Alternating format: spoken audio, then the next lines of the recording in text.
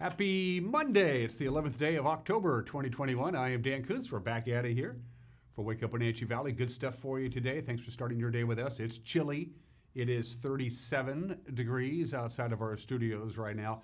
If you think it's chilly now, wait for 24 hours because we have a freeze warning that goes into effect at 3 o'clock overnight tonight into early Tuesday morning. We got some cold air, came in yesterday, kind of a blustery, autumnal, windy, cool kind of a day on Sunday, and it ushered in some cold air, and now it's stuck here, and it's going to be sticking around for a couple of days. That chilly weather forecast is coming up, so it's time. If you haven't done so already, you might want to, if you have any outdoor plumbing, shut it off, unhook the hoses, that kind of stuff, because we're going to be right at the freezing mark, if not a little bit below freezing at this time tomorrow. News, got some. Sports, got some. Highlights from a very exciting Eastmont-Moses Lake football game that we covered for you here on Friday night on the NCW Live channel. We'll have that. Highlights from baseball playoffs. In fact, all four series continues today. For your baseball fan, you get baseball all day starting at 10 o'clock this morning. All four series, the American and National League Divisional Series, will all play games today. And we'll talk about what happened yesterday. Plus, we'll have the obscure holiday today in history, some celebrity birthdays. Everybody's entitled to Mike Magnani's opinion. And we're going to replay the interview I did with Jessica Johnson, the executive director of SAGE. October is Domestic Violence Awareness Month. And the good folks at SAGE do important work, necessary work, sobering work, but they're good people and they like their jobs. A conversation with Jessica and Hank will come up in the back half of the program. As I did mention, it's cold, right? 37 degrees outside of our studios. Let's take our tour around north central Washington with our Valley View cameras. Sun's not quite up yet. 7:14 is sunrise this morning, 7:14. Sunset tonight will be, let's see here, 6:20. That means 11 hours and 6 minutes of daylight for the Wenatchee Valley. Yeah, we're losing about 2.5 minutes of daylight a day.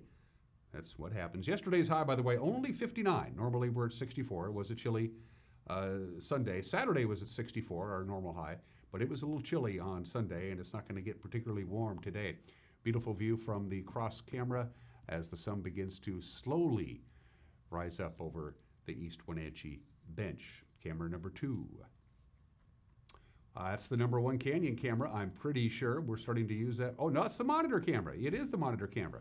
You can see the Sleepy Hollow area down below us. That's a good view from that, Uriah. And as you can see the sun, now these cameras are letting in more light than is actually naturally out there. They're designed to do that. They switch to black and white automatically in the nighttime hour unless we disengage that feature, and then when it gets light enough, they switch back to color, but they're also letting in more light than is actually out there. And since we're getting a lot of information into that frame, it looks lighter on your screen than it is actually outside. The magic of television. Camera number 3. We're off to Lake Chelan from the Lower Butte camera. Yep, that's the Lower Butte. So we're looking, that's the North Shore is to your right, South Shore is down below you. We have 2 cameras on the Chelan Butte. One is on the Upper Butte, which is way up there, just short of 4,000 feet, and one a little bit lower and a little bit closer to Chelan proper. We call that the Lower Butte camera, and that's what we're looking at here. Good morning, Lake Chelan, and camera number 4. Oh, that's nice. That's, I gotta say, Badger Mountain, looking again a little bit towards the Malaga area is what I believe I am seeing. It's just a guess, but it's a pretty educated guess. So it's probably pointed a little bit more to the south than it would be to the west. I think it's the very tip of Wenatchee Heights, way off to the right in Jump Off Ridge, about in the middle of your screen from high atop Badger Mountain. And that location is just full of transmitters and translators and repeaters and communications equipment. It's very handy because you can get all that stuff all the way into the highlands of Douglas County from that high perch above Birch Mountain. Nice work this morning on this Monday, 4 minutes after the hour. Cold. Yeah, really cold. Tomorrow. It's chilly now. Tomorrow is going to be even colder. Our morning lows, now it says they're 34. We could get even colder than that. Look at the Methow Valley. Overnight lows in the 20s. Omak will be in the 20s. Down south will be in the 20s. So a freeze warning begins at 3 a.m. tomorrow morning. Lasts until 9 a.m. for pretty much everybody, but specifically Cashmere, Chelan, Aniat, and the Wenatchee Valley. Now, Cashmere and Chelan does have a tendency to get a little bit colder than the Wenatchee Valley. So any outdoor crops that are still out there could take a pretty good beating. Any kind of sensitive vegetation, if you have unprotected outdoor plumbing, they can freeze up as well. So get ready for some cold temperatures, not only this morning, but especially tomorrow morning. We'll have a widespread freeze almost everywhere that people are watching this program at this time tomorrow morning. Will probably be right about that 32-degree mark. This is the actual, normally right around this time, right before sunrise and right after sunrise is the coldest part of the day. So even though we're at 37 now, we may dip down a couple more degrees before this program is over. So with that in the books from the National Weather Service, here's what we're looking at. Pretty darn cold today. High of about 61, normal high is 64. It just feels colder, I think. And there's your overnight low tonight, 32 for the overnight low. On Tuesday, a weak weather system comes in. Late in the afternoon, there's a slight chance of precipitation. Could see a little bit of snow in the mountain passes. It's not packing a great deal of moisture, but whatever snow comes down at pass level, whatever comes down at pass level will come down in the form of snow on Tuesday night. Wednesday, pretty chilly again, only 57 degrees, 35 for the overnight low on Wednesday. The National Weather Service, God bless them, they're pretty honest. They say the outlook for this upcoming weekend, they say uncertain. We really don't know what we're looking at come Saturday and Sunday. It's an educated guess at best, but that's what we have for you. Sunny, breezy, chilly today, even cooler on Tuesday. Maybe a little bit of rain on Tuesday afternoon with snow in the upper elevations. Same deal Wednesday. I wouldn't be surprised at all if we wake up Wednesday morning to see some light snow at the summit of Mission Ridge and the upper elevations around north central Washington. Then we warm up a little bit, closer to norm temperatures on Thursday and Friday and Saturday and Sunday, if in fact the forecast holds true. And as I just mentioned, the National Weather Service is kind of saying, I don't know, our computer models can't really agree on what may be happening Friday, Saturday, and Sunday. So that is your forecast on this Columbus Day. It is 11 minutes after the hour. After a 1-minute break, we'll have your Monday morning news. You're watching Wake Up Wenatchee Valley on the NCW Life channel.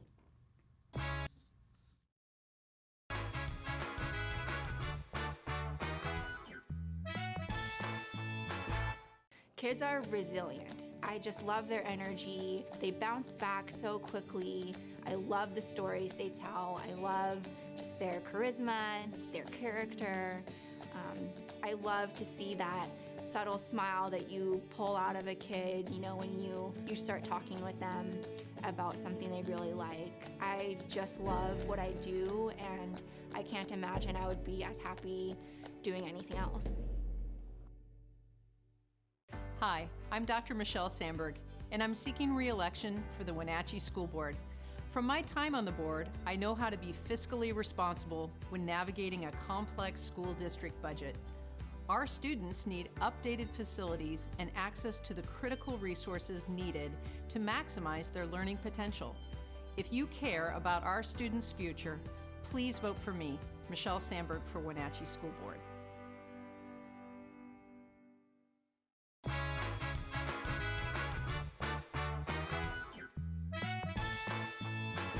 Clear skies, 37 degrees in downtown Wenatchee, lower 60s today, lots of sunshine.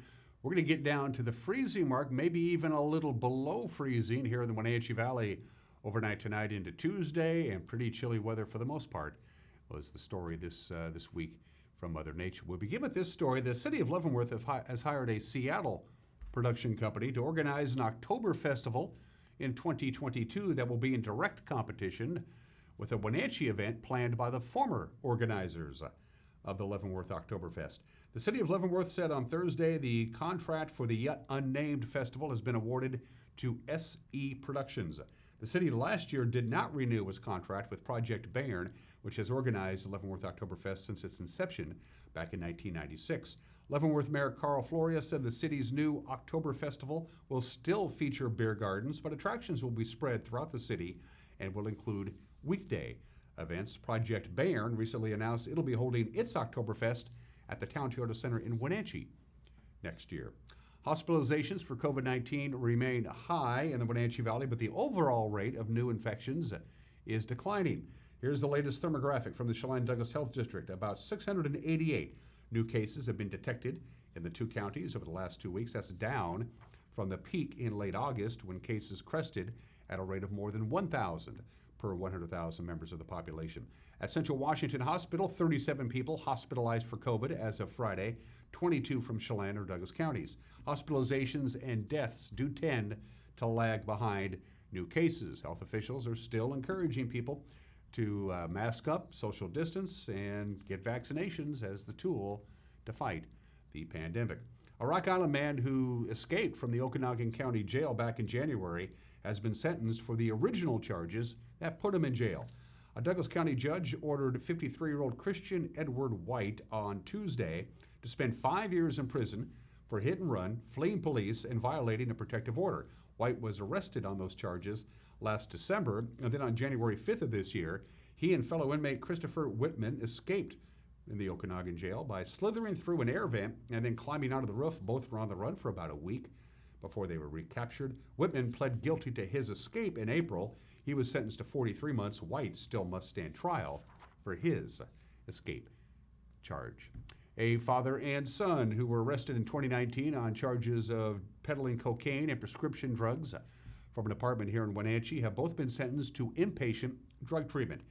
50-year-old Jose Luis Sanchez pled to unlawful possession of cocaine and received 2 years of DOC supervision Thursday under the drug offender sentencing alternative. His son, 24-year-old Elijah Sanchez, received a similar term 1 year ago. Both are first-time offenders.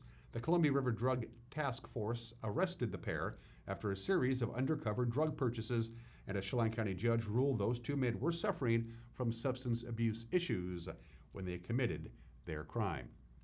Phase construction continues on the Douglas County PUD hydrogen manufacturing plant. This is near Orondo. Of course, commissioners broke ground on the project back in March, hoping to use excessive power from Wells Dam to create fuel-ready hydrogen for transportation and industrial uses. The utility's public information officer, Megan Vibert, outlines the uses of industrial hydrogen in this video.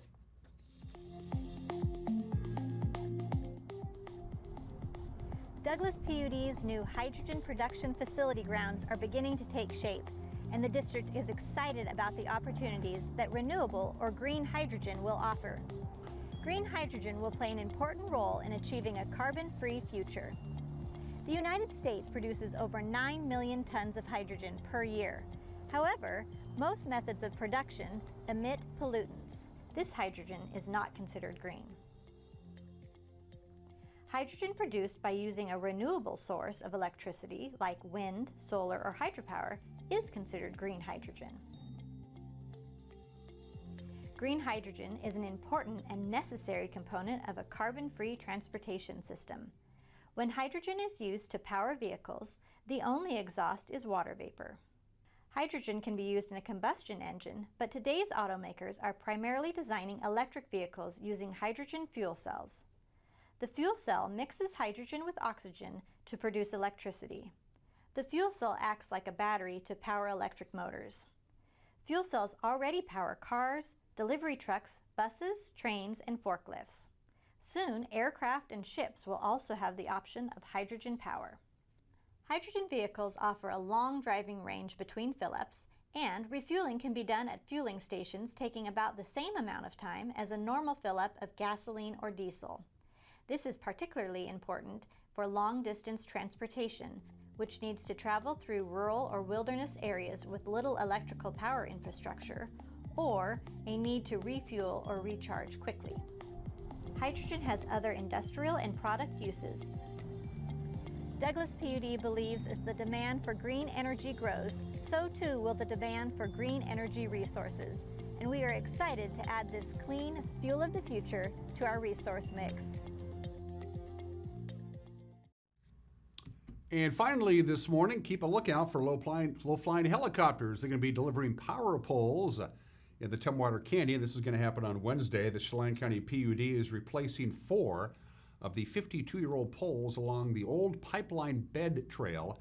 It's about 1.5 miles west of Leavenworth. The trail will be closed, by the way, from 6 a.m. to 2 o'clock on Wednesday. And the PUD said there could be some delays on the highway as well during this project. The PUD said the helicopters will take the poles from the Red Bridge parking lot for installation along the power line. And that's what's making headlines on this Monday, the 11th day of October. We'll have a newscast for you tonight at 5 o'clock, 6 o'clock, and 10 o'clock. Also available on our Facebook page, our YouTube page, and our homepage. And with a preview of some of the stories we're working on, here's the anchor, Grant Olson. Good Monday morning, Dan. Coming up tonight on the NCW Life Evening News, we'll have the latest Pacific Appraisal and Associates real estate snapshot for the Wenatchee Valley. Quiet and unseasonably cool weather on tap this week. I'll have all the details in your complete North Central Washington weather forecast. And in sports, Eric Granstrom has a wrap on the weekend's high school sports action, as well as the latest on the Major League Baseball playoffs.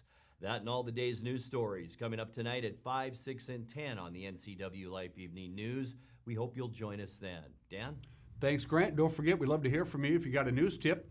We try to make it as easy as possible. You can email us directly, news@ncwlife.com. You can go to our Facebook page and use the Facebook Messenger app, or you can go to our homepage, ncwlife.com, and just click on the Contact Us icon. You can either submit a comment or just submit a news tip. Entirely up to you. After a quick break, we have highlights from the baseball playoffs and the Eastmont Moses Lake football game from Friday night. Everything that happened over the weekend in the ever-widening world of sports is 1 minute away. You're watching Wake Up Wenatchee Valley on the NCW Life channel.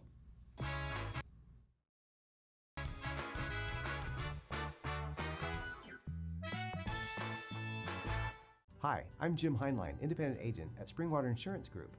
And at Springwater, we really enjoy being independent, because what that means is that we become an educator and a teacher for Medicare plans, in fact, all plans.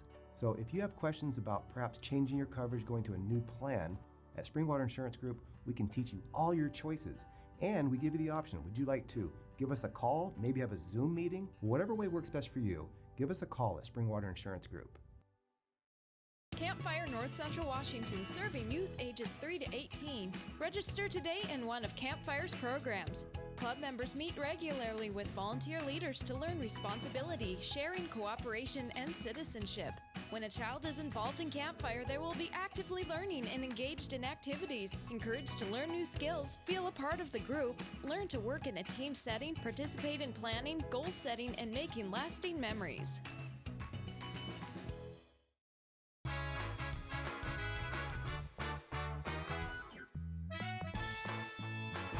17 minutes after the hour, postseason play in Major League Baseball continues today. Both of the National League Division Series are now tied at a game apiece. The first game gets underway this morning at 10:07 in Atlanta. The Braves will take on the Brewers. The second game's first pitch is at 6:37 tonight in Dodger Stadium with LA hosts San Francisco. Again, both of those are tied at a game apiece. Both games will be broadcast on TBS. In the American League Championship, American League Divisional Series, I should say, Boston and Tampa Bay went 13 innings, 5.5 hours to decide Game 3 of their series on Sunday. Dramatic home run by substitute catcher Christian Vasquez.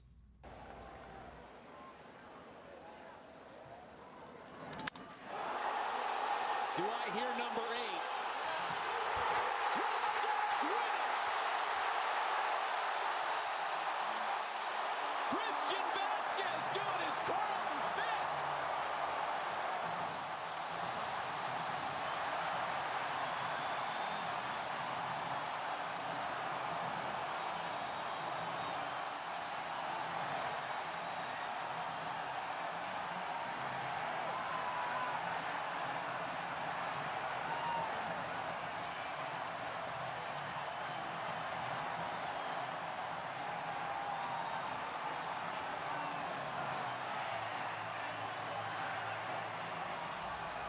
Nick Pivetta worked 4 innings in scoreless relief to get the victory. The Red Sox lead the best of 5 series there, 2-1. The White Sox had to win, and they did. They won Game 3, 12-6, the final over the Astros. Houston still leads that series 2-1. They had an early 5-1 lead, the Astros did, and then Chicago's bats came alive. Rondell sends it in the air to left. Brantley ranging back at the wall. A leap, and it's gone! First extra base hit of the series for the Sox. Gets them back within 2.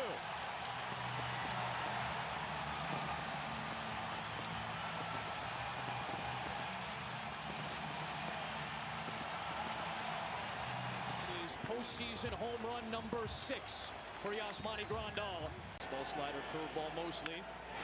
Yuri Garcia sends one to deep center field, and the White Sox have taken the lead in Game 3.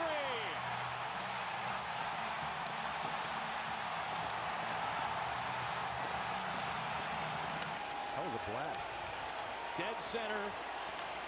The first career postseason home run for Leury Garcia, the longest tenured member on this roster, has just put the White Sox back in front after 5 unanswered by Houston. Chicago has 5 here in the bottom of the 3rd. Again, the Astros still lead that series 2-1. To the Les Schwab College football scoreboard over the weekend, Jaden DeLora led Washington State to come from behind a couple of times. They beat Oregon State 31-24 in Pullman. DeLora threw for 399 yards, 3 touchdowns. The Cougars are now 2-2 in conference play. Eric Barriere threw for 3 touchdowns. Dennis Merritt ran for 3 more. Eastern Washington demolished Northern Colorado 63-17. And Central Washington scored 42 unanswered points in the second and third quarters to beat Western Oregon 45-14. The 582-day layoff finally came to an end on Saturday night. The Wenatchee Wild dropping the puck against Penticton up north. Jaden Price scored the first goal for Wenatchee since March of 2020. He did that in the second period. The V's countered 12 seconds later. Cade Littler scored his first goal as a Wild to start the third period, but Penticton found the net late in the period, and that forced overtime, and that's where Finlay Williams scored 3 minutes into the extra frame. Penticton knocks off the Wild 3-2. Wenatchee is off until Saturday when they travel to Trail to take on the Smoke Eaters. To the Les Schwab Prep Girls Soccer scoreboard from Saturday, Eastmont shut out Davis 2-0. West Valley upended Moses Lake 7-0. That creates a 3-way tie for first in the Big Nine between the Wildcats, the Rams, and the Chiefs. Another action on Saturday. Sela beat Ephrata 3-1. Liberty Bell edged Brewster on the pitch. Madison Blake, Lake Roosevelt, and Okanagan shut out Highline. Just a couple of games on the Les Schwab women's volleyball scoreboard from over the weekend. Wilbur Creston topped Waterville Mansfield in 4 sets, while Manson had his hands full with Antioch, but eventually won 3-2. Moses Lake came through with 2 second-half touchdowns while holding Eastmont scoreless in the second half, and they knocked off the Wildcats 21-13 at Wildcat Stadium on Friday night. Sergio Guzman rushing for 105 yards. Chief quarterback Brock Clark scored twice on the ground, once in the air. Eastmont committing 4 turnovers in their first conference loss of the season. Eric and Grant had the call right here on the NCW Life channel. Meanwhile, back to punt is the man we talked about and talked to in our pregame. The high snap to Pope. Pope is running for his life back there and now fumbles the football. It's going to be covered up by Moses Lake. Sends a man in motion, looks left, wants to throw left. Now time evaporates. He'll take it himself. Dancing towards the end zone, dives, and he is in for the touchdown. Moses Lake, Chiefs strike first. In the shotgun, sends Guzman in motion, looks right. Now getting some pressure, getting chased from behind. The ball stripped away from him, picked up by Eastmont, and it will be Wildcat ball at the 40-yard line. Logan Schneider tracked him down from behind. Gale back, going to hand it again to his wingback, who's trying to pick his way around the edge. King. And this is King. He'll get into the end zone this time, and no laundry on the field behind him other than maybe some Chiefs shorts, and it's a touchdown. 14-yard run by Colby King around the left side. Picked and waited for his blockers, and a nice run into the end zone. Touchdown, Eastmont. Second down coming up here for the Wildcats. Ruffins in motion. They'll hand it to him around the right side. He's got the first down and more across midfield. Look out. Far sideline to the 30, to the 20, to the 10. He's into the end zone. Touchdown for Eastmont. 56 yards. Austin Ruffins finds pay dirt. And they're going to turn and hand it to Corona. Corona's going to throw it himself, and the ball intercepted at the 31-yard line on the return. Moses Lake up the far sideline. And it looked like Hayden Throneberry came up with the interception for the Chiefs on the throw that was short by Corona. Snap is back. Spot down, kick away. It's got the distance, and it is no good. Wide right. Do they go to Guzman one more time here? Or does Clark keep it? Gets under center. Barks out the play. He'll take it himself. He'll take it into the end zone, and a touchdown for the Chiefs. And Moses Lake has taken the lead against Eastmont. The snap back, the spot down, the kick away, plenty of distance. Oh, man. And it's no good. Wide right. This will be a 40-yard field goal attempt, ball right hash mark. The snap is back. The spot fumbled. The kick is blocked, and it's picked up by Moses Lake, and the Chiefs have a chance to return it here. around the right side, and no, I think it's actually Kyson Thomas it up is. the far sideline, number 18 Wow. for Moses Lake, and a blocked field goal and a botched snap, and boy, things not going well for Eastmont right now on homecoming night. The Chiefs have certainly impressed in this second half. A turn, handoff, Guzman again. No, he faked what? it, and wide Beautiful open, call. beautiful pass. It faked me out, and now a flag is thrown as Eastmont a little extracurricular after the fact. And the touchdown catch by Tell Rathbun. And they still have time on the clock here. 3:52 to go, trailing it by 8. Throw downfield, looking for the home run ball. And did he come up with the ball? He did. Holy cow! What a catch by Brooks Travato, sliding down onto his belly at the 15-yard line. He's the wingback on the right. 2nd down and 6. Handoff. Around the end they go. And Colby King trying to cut back, still on his feet, and he's down to the 5. Fumble. The ball came loose. Moses Lake covers it at the 6-yard line. Oh, my gosh. boy. Colby King was fighting for extra yardage and then lost the football. And, oh, my, Moses Lake gets it back. As we have the upset here tonight with Moses Lake knocking off Eastmont 21-13. Other scores from the Columbia Basin Big Nine, courtesy of our friends at Les Schwab. Ike closed the gap to 17-14 early in the second half, and then Sunnyside responded with 4 unanswered rushing touchdowns, and they knock off the Cadets 44-14. Sunnyside and Moses Lake, the only 2 undefeated teams remaining in Big Nine play. Cascade traveled to Quincy Friday night in Caribou Trail League play and shut out the Jackrabbits 42-0. Omak used a huge second half to beat Chelan during the Goats homecoming night 40-19. In Central Washington B football, Brewster beat Tenasket 44-22. Antioch popped Pateras. Manson won by forfeit over Oroville, and Libertyville beat Soap Lake 36-6. And the Seahawks, of course, as you know by now, will be without quarterback Russell Wilson for the next 6 to 8 weeks after undergoing surgery on his finger on Friday. The 10-year veteran suffered the injury in the middle finger on his throwing hand in Thursday night's loss to the Rams. Doctors had to repair the torn tendon on Friday. Wilson has set a comeback date in Week 10 when they take on the Packers, or Week 11 when they take on Arizona. Of course, Geno Smith will take over the starting spot come Sunday in Pittsburgh when the Seahawks take on the Steelers. And those are just some of the games that people are playing on this Monday, the 11th day of October, the obscure holiday at 28 minutes after the hour, National Kick Butt Day. There you go. I'll pay $1 for that. Yeah, it's celebrated the second Monday in October, apparently with music every once in a while. This is your day to head out in the world and kick a little butt.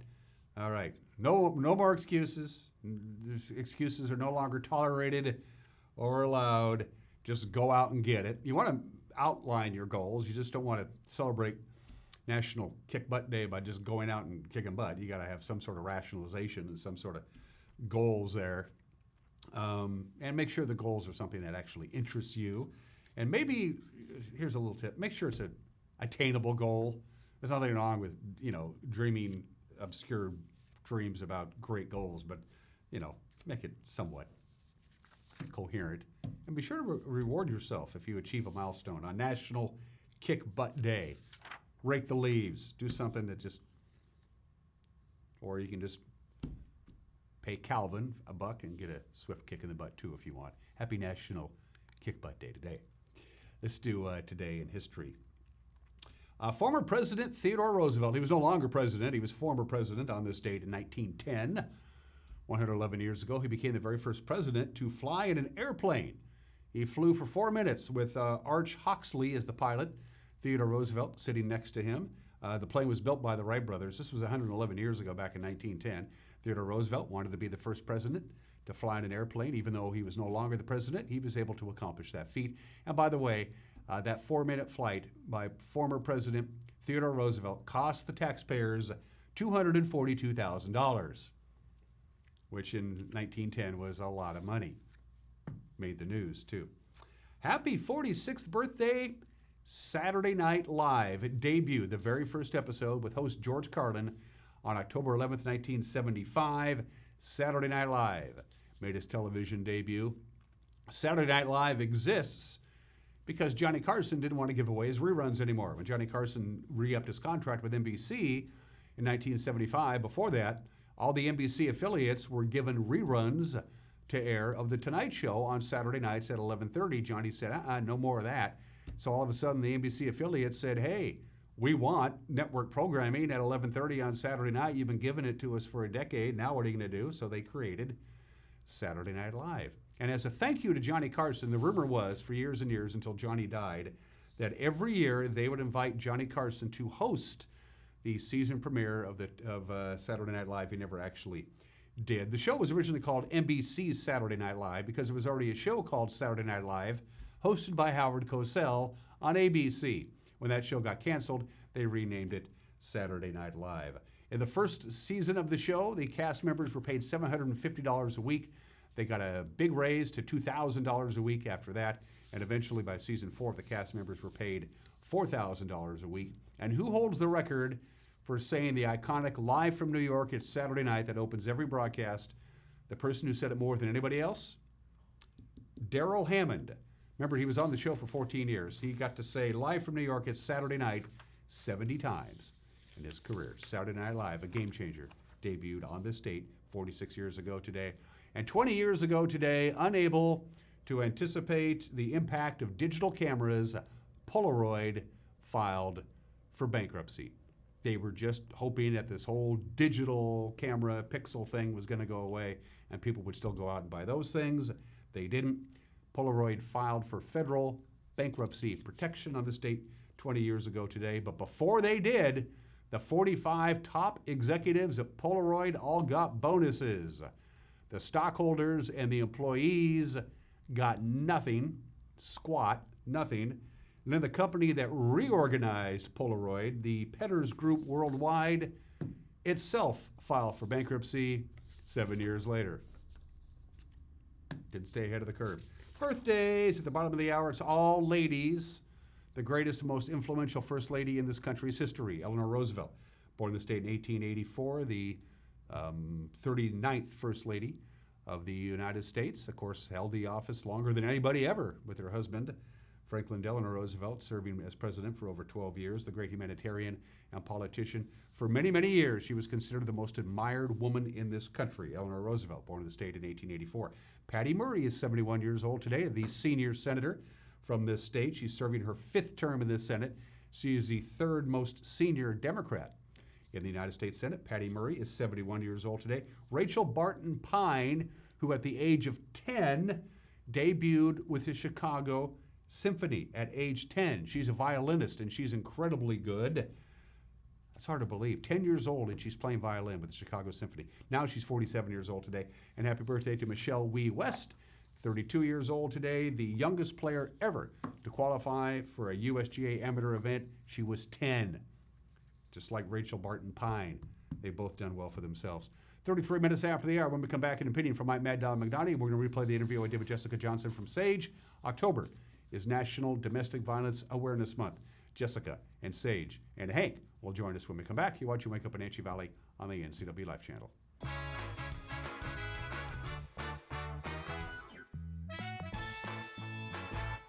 Hi folks, welcome to Save Mart. How can we help you today?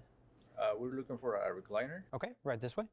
Go ahead and move this chase on the other side. You can lift this up here. Lifetime warranty. Great, I want that one.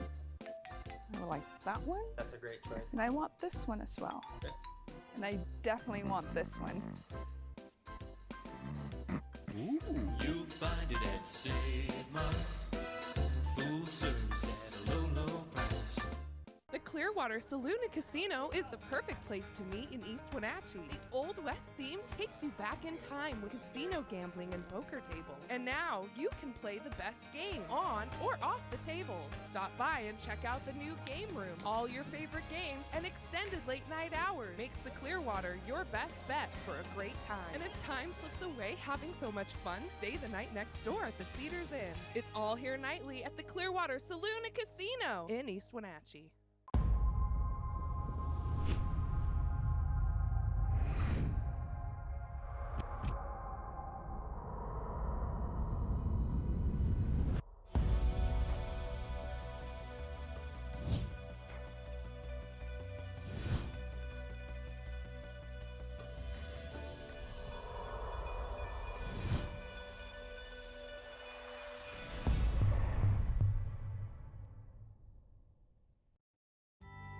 When Mike leaves town, it's a little scary. You never know who might be outside.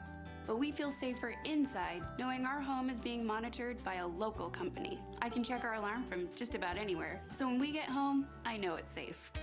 Protect your family and save money with a local company.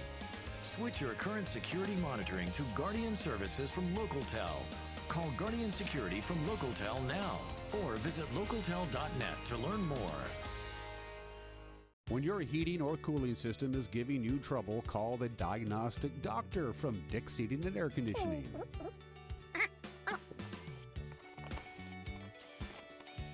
Here's the culprit right here. All joking aside, when you call Dick's, you're calling 35 years of experience at customer service right here in the Wenatchee Valley. Dick's strongly believes in repairing before replacing, and they service all major brands of HVAC units.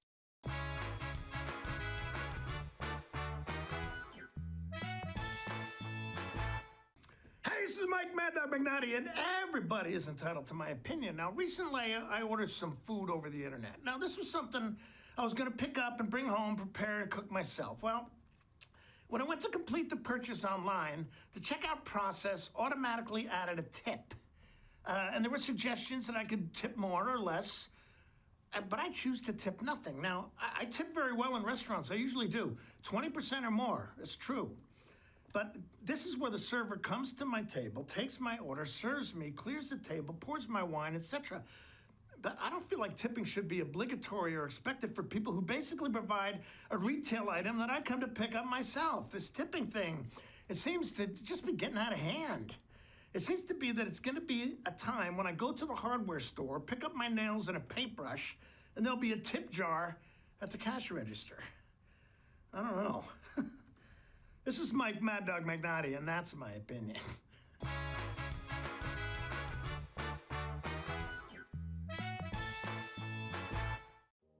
Color Effects has moved their shop to a larger location to expand their services, including adding in a state-of-the-art large format printer. They got it.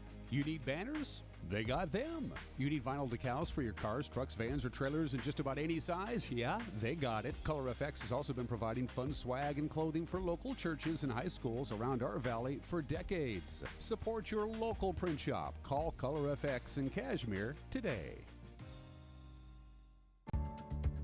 Welcome to Crunch Pack, the #1 supplier of sliced apples and a premier employer in the Wenatchee Valley. We are looking to add new members to our Crunch Pack team. We offer full-time work with great benefits in a safe environment with fantastic people. As a part of the Crunch Pack family, you'll find a home that's all about helping you thrive and succeed. Come see what Crunch Pack can do for you. Apply today at 300 Sunset Highway in Cashmere or online at crunchpack.com. What is home? A place to gather, a place to grow, provide shelter for the ones we love, eat, drink, restore, build trust. It's a place to rest when the workday is done, a place to find quiet after a night of good fun. What an honor we have at Guild to help own, finance, create, pave the way to live in home. Highlander Golf Course and Grill, located in East Wenatchee, offers terrific views and challenging play for golfers at every skill level. From the golf course to the grill, you don't need to be a member to dine in style and play golf too. Highlander's well-groomed fairways and greens keep it difficult, yet friendly for your regular rounds of golf or a new destination for you and your out-of-town friends. Contact the Highlander Pro Shop today to schedule your tee time, outing, or tournament. Open 7 days a week, where everyone is welcome to play and eat. Counterplay inside, picking his way back to the 10, to the 5, High school sports is back, and NCW Life Channel's got you covered. Tune in for football, girls soccer, and volleyball right here. A huge thank you to our sponsors, Les Schwab Tires, One Way Construction, and Save Mart. Follow all the action of high school sports on your local TV station, the NCW Life Channel. 14, they come back.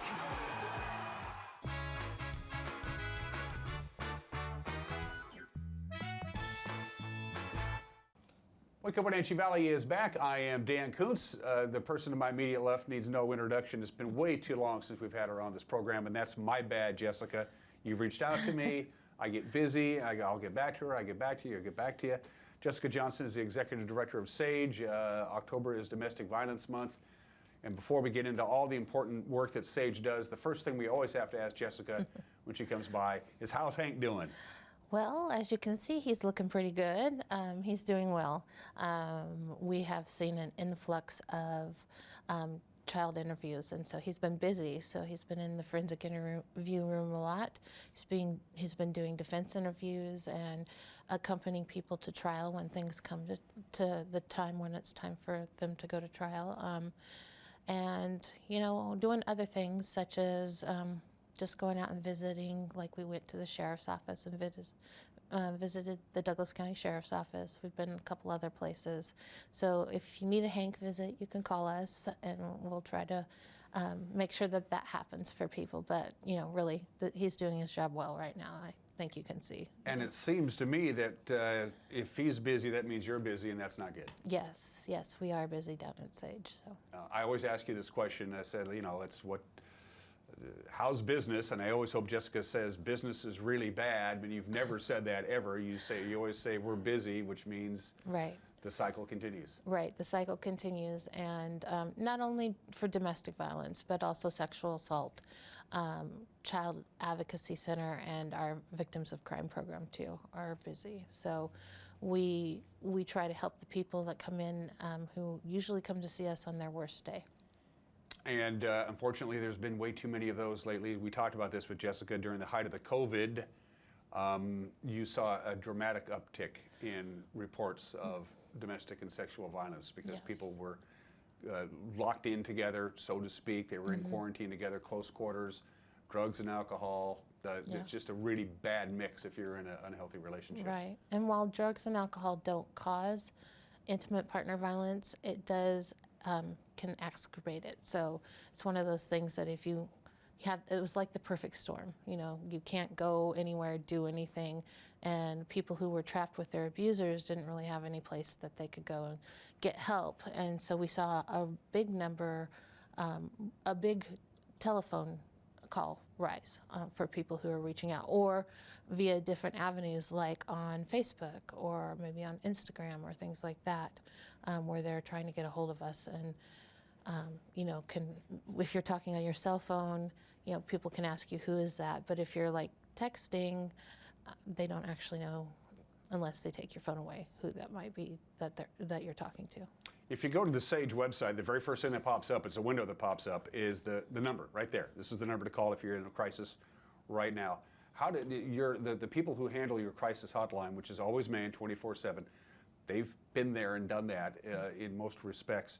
How do they handle a first-time caller when you know that the person who's calling has probably been in this vicious cycle, Jessica, for a long time, but it's finally gotten to the point where they're calling the number and they're asking for help? How does your professionals on your end of that phone handle that?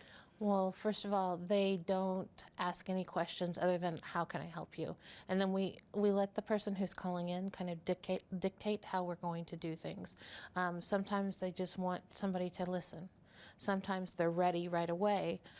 That's very few and far between, because as we've talked about before, it usually takes 19 times before a person will leave. So an average of 19 times. That's a whole lot. You know, there are some people who leave on the first instance of violence, and then there are those who stay much longer than 19 times. So, but we let them dictate the process. We're not going to tell you that you need to leave the person that you're with. We're not going to tell you that you should move out. We're only going to provide you information and hopefully validation of what you're feeling. One of the safety nets that SAGE always depended on went away during COVID, and I'm talking about professional educators in North Central Washington. They've been trained to say, you know, I'm looking at Billy, and I don't think anything is up to snuff at the Taylor household or the Jefferson household or what have you. And the teachers have been trained to look for some of the signs that they see in their elementary school and junior high school kids, or even high school kids. That safety net is kind of back now, right, in that respect? Yes, it is. And I think that's part of the reason we've seen a rise in cases as well, because, you know, I mean, we talk about domestic violence, but we also need to talk about violence against children, and children witnessing domestic violence often act out as well. So it's very important that it's just not the parents or the partners that it's affecting the whole family. Are women with children more apt maybe to stop the cycle as opposed to a single woman who is so dependent on their abuser that they come back 19, 20, 21 times in a row? Does having a child or even a couple of children in the household with the abuser, does that sometimes expedite things? Very rarely. I would like to say yes, it does, but well, see, that surprises me. You would think that, you know what, it's one thing to have this going on, but I got kids and these kids have to have a future and it ain't going to be here. Yeah, usually that's like when they decide to leave, yes, that happens. But the instances of leaving and coming back, those probably happen the same amount of times because they are still dependent, usually financially, on the person who is abusing them. So oftentimes they don't feel like they have any hope. They might not have a job. They might not have a place to go stay. But when that happens, people can call us and we can get them into our shelter at Sage. We unfortunately don't have a place for men right now, but we do have referrals that we can give out. But our shelter houses up to 19 women and children, and it's in an undisclosed location in Chelan or Douglas County. And undisclosed for a very good reason. You need to be discreet on this, because once that process is started, you want that process to continue to get this situation straightened out. Yes, we do. You don't want to shift from third to second gear. Yes, but that does sometimes happen. We've had people who've checked into our shelter, and we've kind of checked them in, told them to take the evening, that we'd be back in the morning to check in with them to see what they needed. And in the middle of the night, they're so used to having somebody telling them what to do all the time. Sometimes they just up and leave and they go back. So that's one of those times that the average, when I say 19 times. You mentioned domestic abuse, actual physical violence, and then there's sexual abuse. And you kind of touched on this a little bit, and we'd like to expand on that a little bit. The idea of the male completely dominating all household decisions, for instance, controlling the checkbook, controlling everything about the person who's being abused life, including monetary. Right. They're the only ones who's working. They're going to control the bills, the checkbook. Here's your allowance if you get any at all. That's also a significant part of your job, isn't it? It is part of our job. And I do want to say, though, that women can be abusers as well as men. So it doesn't really matter. Just like victims can be any color, any race, it doesn't matter. You could be pink with purple polka dots and you can still, it doesn't have any discriminating factors. But yes, the person who controls the finances, they control the money, they might have all the important documents, especially for people who might have immigrated to the U.S. They keep either their passports or their visas or things like that in their control. For citizens, they may keep their passports, their driver's license, their birth certificates, the kids' birth certificates, their social security cards for safety. And that's hard to do. So we always recommend that if people can, who might be experienced violence, if they can make a copy of those important papers and stick them someplace where they know they'd be safe, whether that be at somebody else's house or, wherever you feel like they would be safe and not discoverable, then that's what we try to have people do. And one of the fallacies is people always associate this with socioeconomic difficulties, and that's not the case. There are middle-class households and upper-middle-class households all over north central Washington that may very well be having a domestic violence. You just don't know about it because they're so good at hiding it. Yes. The statistic is 1 in 4 people know somebody who's been affected by domestic violence. But the issue is that you might not know that you know them. I mean, because domestic violence is that ugly secret. Nobody wants to come out and say, "Hey, Dan, by the way, I'm being abused at home." I mean, that's just not normal conversation. No. So even though you don't think you know somebody, the truth of the matter is you probably do. October is Domestic Violence Awareness Month. There's any number of things going on, most of it related around this color, purple lavender, yes, if you will. This is a nice little light bulb. Explain the purpose of this. It's part of our Purple Porch Light project. So we're trying to shine the light on domestic violence. So we're asking people either to purchase or swing by our office and pick up a purple light bulb and replace their light bulb for the month of October so it shines purple. And we're hoping to turn all the porches in Wenatchee purple. So you know, it's really easy this time of year to get a purple light bulb because it's October and it's Halloween, and so that means that they're readily available, but we also have some at the office. If you can't find one, you can swing by and ask for one. And I didn't bring you a pretty one. That's I'm okay, sorry. I'll go get one. I'll head down to Stan's as soon as the show is over and pick one up. I'm sure they got one. But and every Thursday for the month of October, you're asking people to wear purple. Purple, that's right. Purple is the color for domestic violence awareness. So we're asking people to wear purple on Thursday. You'll see us at Sage wearing purple on Thursday. You'll see us post on social media. We would encourage you to post on social media as well. It's just, again, to raise the awareness about Domestic Violence Awareness Month. So when somebody asks you, why are you wearing purple every Thursday? That's weird. You can say, well, I'm doing it in honor of those who may be affected by domestic violence.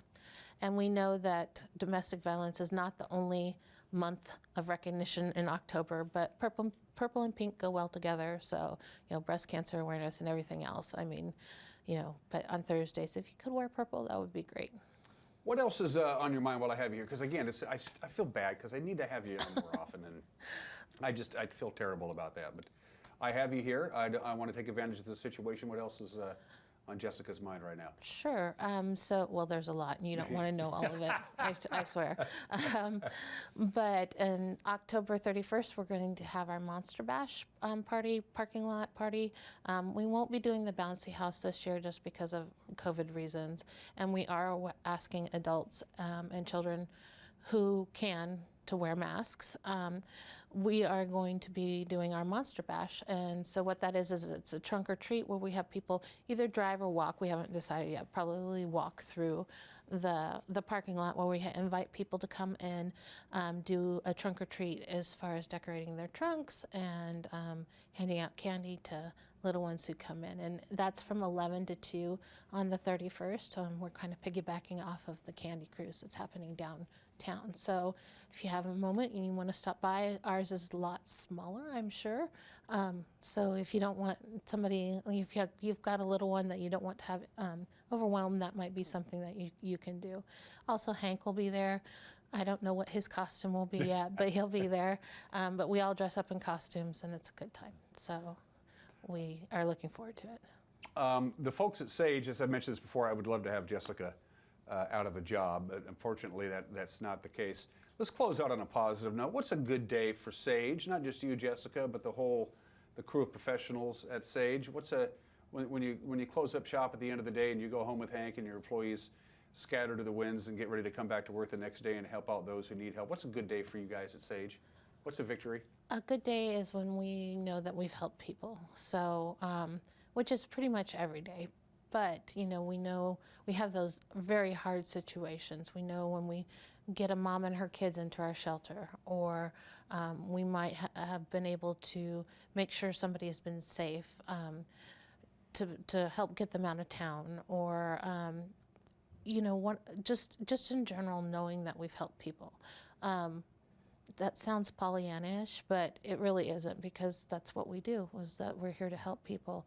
And it's one of those things that we all love to do.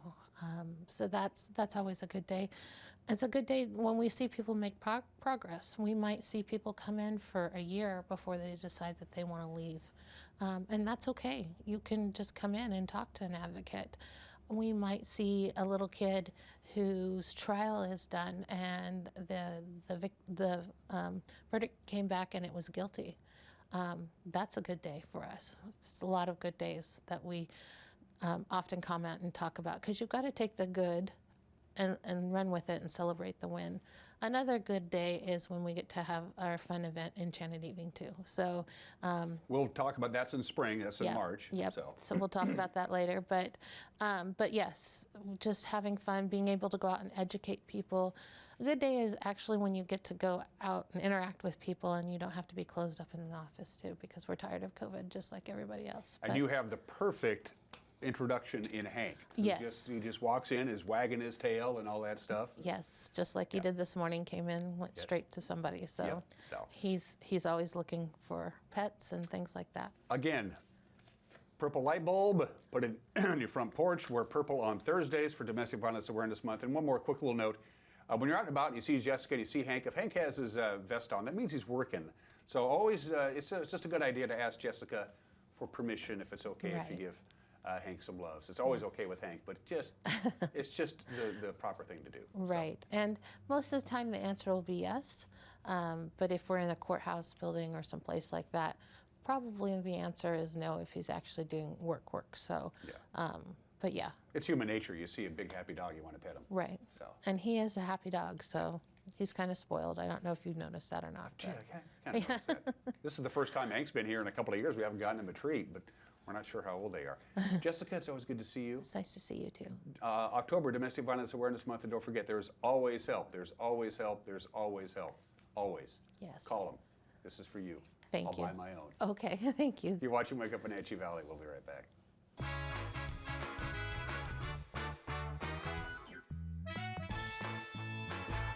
Who are you talking to? I told you, knock it off! End the cycle. Call SAGE, Safety, Advocacy, Growth, and Empowerment. Get private, anonymous counseling. Learn how SAGE can help you. Receive legal assistance and protection. SAGE also offers a safe place for you and your children. Of course, a hug from Hank always helps. SAGE can help you move on with your life. Call SAGE today. My name is Brian Thorpe. I own Global Car Care in Wenatchee and have been here for about 25 years. Brian started Global Car Care as Brian's automotive alternative on Orondo Street. Some customers were following Brian since Brian's automotive time. No, we're just grateful to be part of this community. This is where I grew up. We want to do our part to be a valuable part of this community. We want to thank you for trusting our business for 25 years. In a world afraid of technology, one man, one show will bring you the newest innovations that may just change your life. This summer, Ray McNeil and your Weekly Tech Update is your Weekly Tech Update with Ray McNeil. Hello, my name is Brian Brett, Fire Chief for Chelan County Fire District 1. And I just wanted to talk about how amazing our Rivercom team is. They are intentional, purposeful, and skillful in everything they do. And they are the best at what they do. How they prepare, how they handle the caller, how they coordinate the emergency services, and how they push themselves to be the best. This is the kind of spirit that our Rivercom telecommunicators have. Our community needs you, we need you, we admire you, you're our lifeline. Tipsy Canyon Winery has become the place to go for fine wine and unbelievable views of the Chelan Valley. And now there's even more to enjoy. A new bandstand hosts live music every Thursday night during the spring and summer. The oversized fire pit's a favorite gathering place in the fall and winter. Tipsy Canyon has become a year-round destination for wine lovers. And while things have changed, what remains the same is that at-home feel provided by Mark, Tammy, and Lexi Garland. Stay for the moment that becomes the memory at Tipsy Canyon.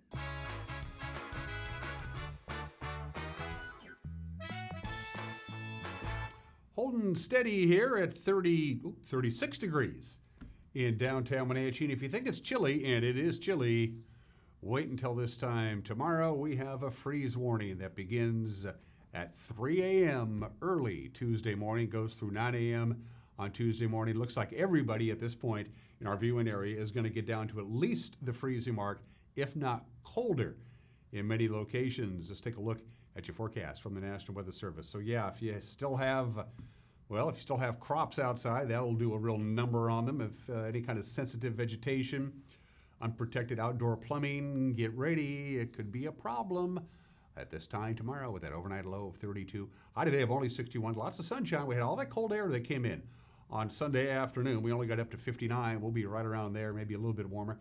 Tuesday, only 59 with increasing clouds. Snow level Tuesday night into Wednesday drops all the way down to 3,400 feet, but we're not expecting a lot of snow. And then just kind of unsettled October weather for the rest of the week. And that's it for us Have yourself a great Monday. We'll see you tomorrow. Take care. Bye-bye.